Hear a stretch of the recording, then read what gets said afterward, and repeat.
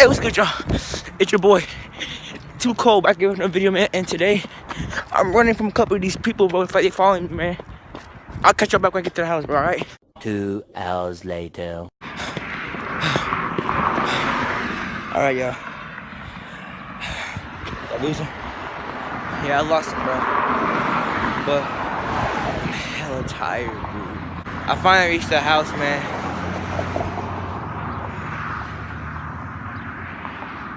I've been trying to get inside, dude. Man, it's crazy. Dude. Let me tell y'all what just happened, bro. So I was just minding my own business, right? Next thing you know, I see a dude in a black hood just behind me. I turn back and I'm like, who is this nigga? So then I turned back around and then went to go to where I was going. I was going to the gas station that was right next door to the barbershop, Cowes and Ferguson. That's where my mom works because she's a barber, alright? And so I went to go to the gas station right next to her shop. And then the man just started following me. I turned back around and then my heart started beeping, dude. So I just took off running. And I ran from Ferguson back to my house. But yo, that was the craziest thing I witnessed, bro. There's a dude in a black hoodie. I couldn't even see his face, and it was daylight outside. A dude in a black hoodie. I couldn't see his face. Just walking behind me, bro. Like, I'll never get that out of my head, bro.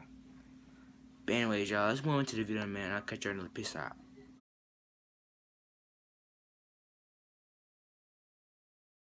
What's good, y'all? You know, it's your boy, Too Cold, 2X, back again with another video, man. And today, we are doing, we're gonna be watching some scary stories, alright? So we're gonna watch 3 scary stories. And I'm going to use Crypt TV. Now, I know you heard about Crypt TV, bro. They have animated scary shows. They have real life scary stories. And all that junk, you know what I'm saying, bro? So today we're gonna watch 3 videos of Crypt TV scary stories. So the first one is called True Snowstorm Stories. Now, hopefully it ain't scary. I watched a couple, but I haven't seen this one ever yet. So I'm gonna just record, and we'll see how it goes, alright?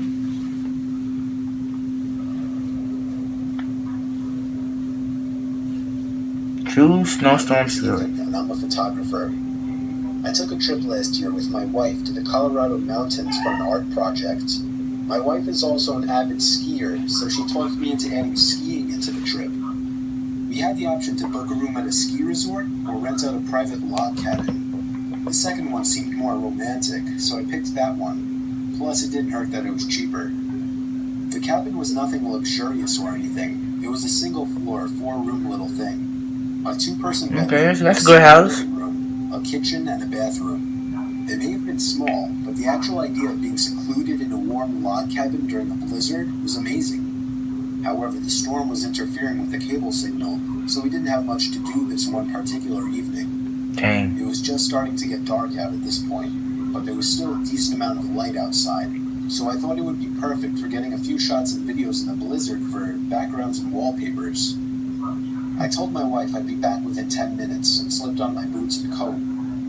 The moment I stepped outside and shut the door, I noticed footsteps leading up to the door in the snow that had blown under the wooden awning. Oh.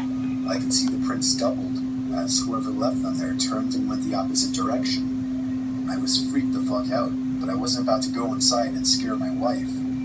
I decided to give in to my curiosity and followed the prints to the right side of the cabin. Right away, I noticed that they led to the bedroom window. Now, if you see footsteps around your house, and you just all of a sudden just going to look around the house and see who it is, like what is up with these people nowadays, bro? If I ever see footsteps around my house, I would immediately call the cops. Cause I'm not. I don't play those games, bro. I will call the cops, bro. I swear, bro. Like, no. My heart froze in fear when I saw this. I could see my wife sitting on the bed using her iPad. She noticed me, and I waved. She laughed. I continued to follow the footprints around the cabin to the other side. They led to the living room window on the other side. Someone was stalking us, but how long ago was the question? I found myself standing there for a good minute, asking myself if I should follow the footprints anymore. For whatever reason, I decided I would. They were now leading away from the cabin. I knew I was following the prints to where this person was going, not coming from, simply by the boot marks. I followed the prints away from the opening and into the trees. That was where I saw him. A man wearing a black coat facing a tree, slouched down looking at the ground.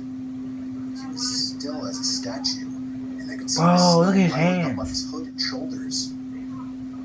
Yo, that was the exact guy that I saw today, bro. A dude in a black hoodie and just following me, bro. Like, that's the exact same dude I saw today, bro. I froze in my tracks, trying not to make a sound.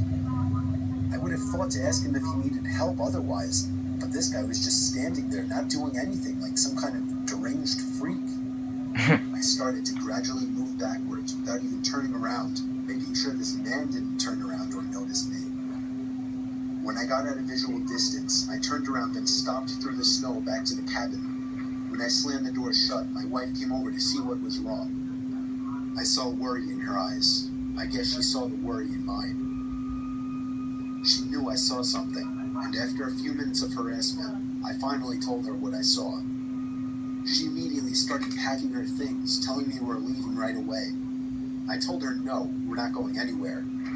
I would not get a refund for leaving early, and I wasn't about to up and leave just because some weird guy was walking around outside. She made a point of locking both locks on Hold the up. door and Dude. So, you worry about getting some money rather than saving your wife's life, or even just saving your life from running away. You rather worry about a refund than your own life. I would just say forget the money and just packed up, walked away. I care more about my life than anything else, and others' lives, bro. Like, frick the money. It probably only costs like $10, $20 just to get into the house. I can get that working at McDonald's. Like, come on now. making sure all of the windows were sealed shut. For the rest of the night, we read stuff on our iPads. I reviewed the pictures and videos I had taken so far. We turned out the lights early, as there wasn't much else to do. What if he's still out there? I remember my wife asking me. There's no way he's still out there, I then assured her. Watch walk into the house. The wind blowing outside, along with the small flakes of snow hitting the windows, was strangely relaxing, and I knew I'd be able to fall asleep quickly. Except if it wasn't for the knock at the bedroom window. We were both still awake, and we both knew it was a knock from a person. I ushered my wife out of bed and out into the living room without turning on any lights. There was nothing to use as a weapon whatsoever. Our only option was to run before something might happen. I told my wife we'd have to forget our luggage and make a dash for the Jeep. We slipped on our boots and coats in the dark in a matter of seconds, and when we heard a knock at the living room window from the opposite side of the car, we took that opportunity to run. I pressed the unlock button, so grateful I chose to have remote locks on my Wrangler, and we hopped in. The car started with ease, and as soon as the headlights flashed on, the man was standing facing the log cabin on our side now. Not a window, just facing the wall of the cabin in the same position I had seen him in earlier, as if he were hiding his face. We drove to the nearby ski resort without much trouble in the Jeep. We stayed there for the night and went back the next day to the log cabin to collect our things we left behind. He wasn't there.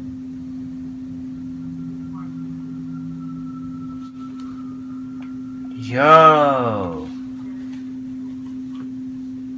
Low key.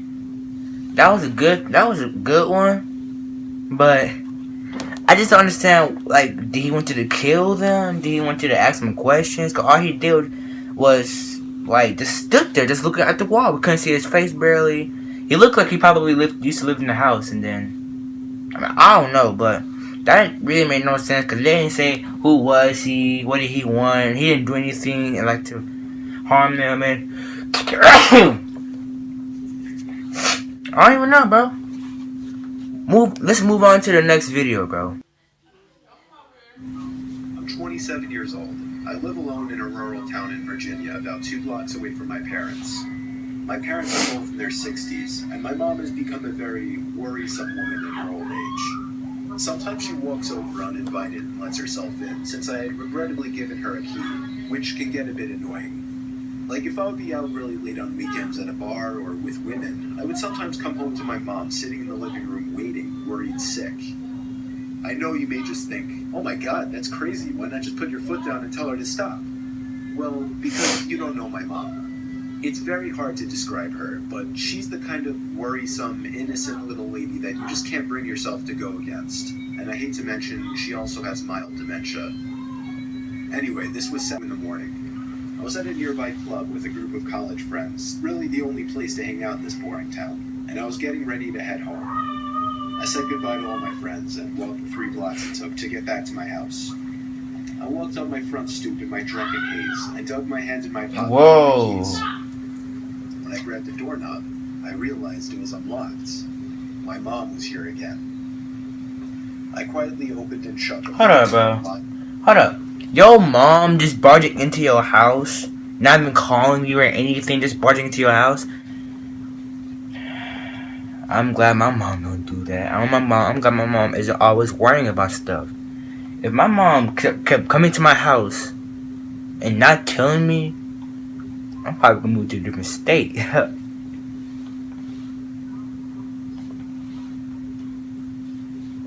Locking it behind me.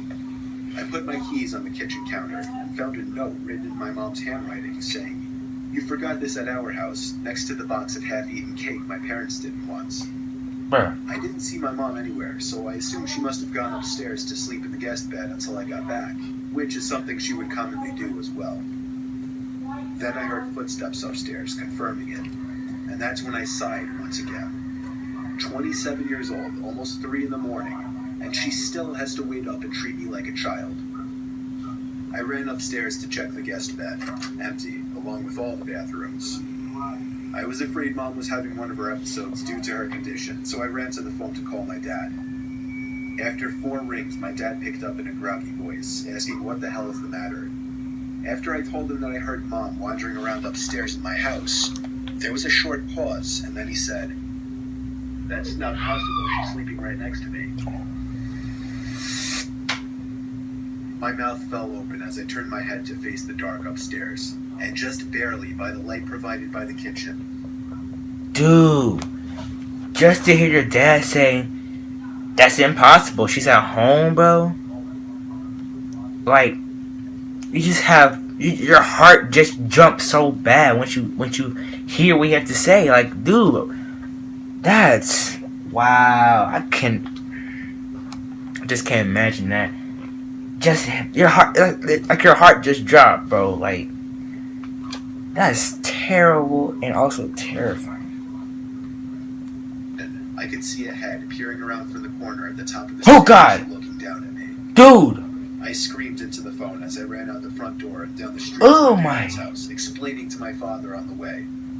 About halfway there, my dad told me, "All right, I'm gonna call the cops," and I hung up. I made it to my parents' house, where my mom was already waiting at the door, worried sick. My mom explained that she did come over to clean my kitchen a little bit and to bring over the cake they didn't once. 2 police cars pulled up in front of She my dad down the street to my house. 1 officer stayed outside with us, while 2 others went inside to investigate. It felt like 15 minutes before they came back outside and said it was clear. They checked the crawl space, the attic, everything. There was really nothing for me to report, other than the door was left unlocked and I saw the outline of a head upstairs before I ran for it. Still, I didn't feel safe sleeping in there that night, so I went back to my parents' house. That's smart. Me and my dad are certain that my mom simply forgot to lock the door when she left, as her memory has been getting worse over the past few months. My dad has been stopping her from coming over alone from now on, which makes me both sad but also relieved. Some nights, I still get paranoid that whoever was in my house that night never left, and is still hiding in here somewhere.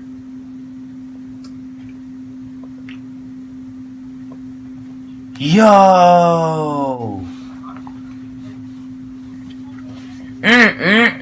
Bruh. I swear, Crib TV has the most best stories to tell, bro. Like, that was tough.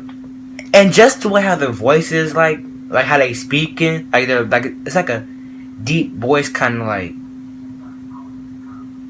Their videos are good, dude. Like, wow.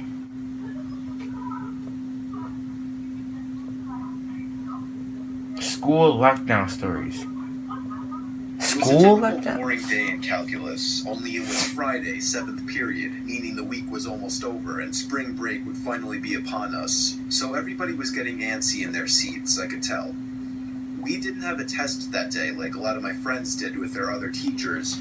So our teacher in the middle of class just decided to start playing games with us on Sporkle.com. He was a very laid-back teacher like that.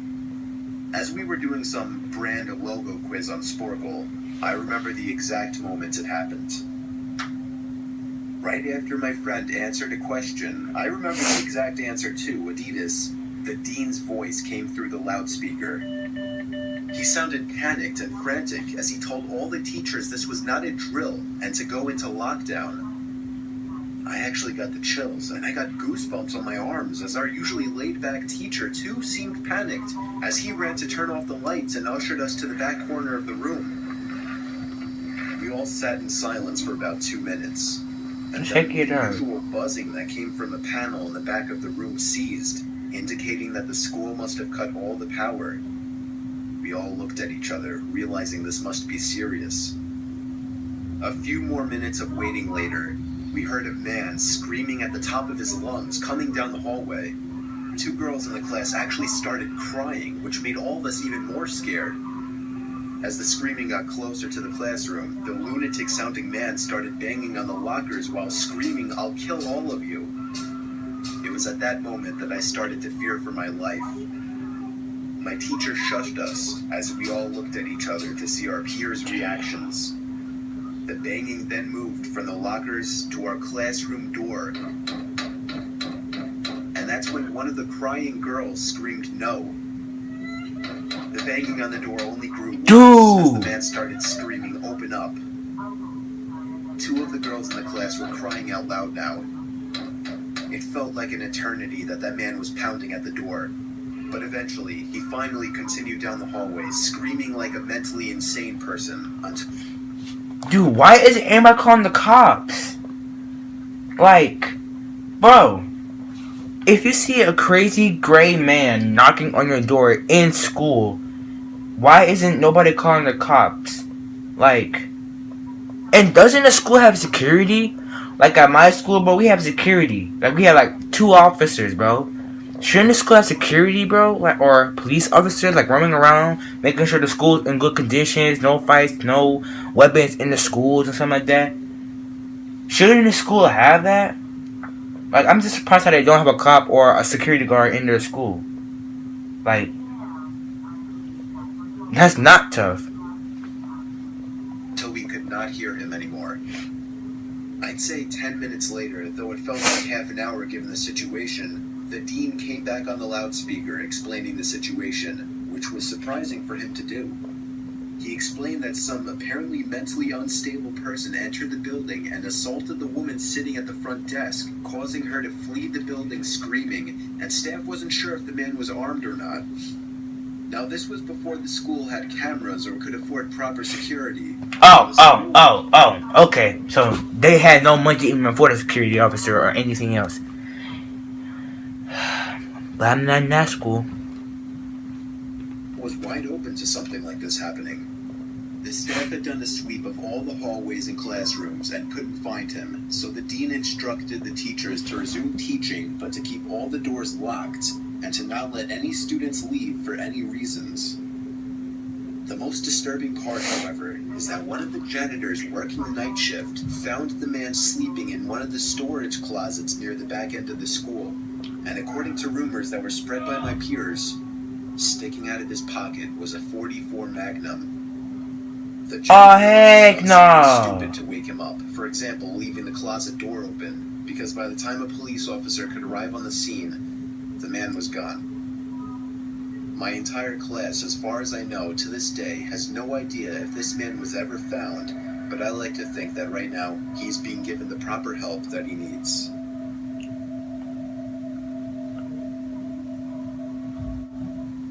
Yo.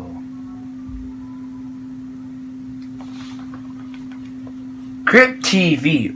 Oh, a round of applause for Crypt TV, bro. A round of applause for Crypt TV. That's some serious good stuff, bro.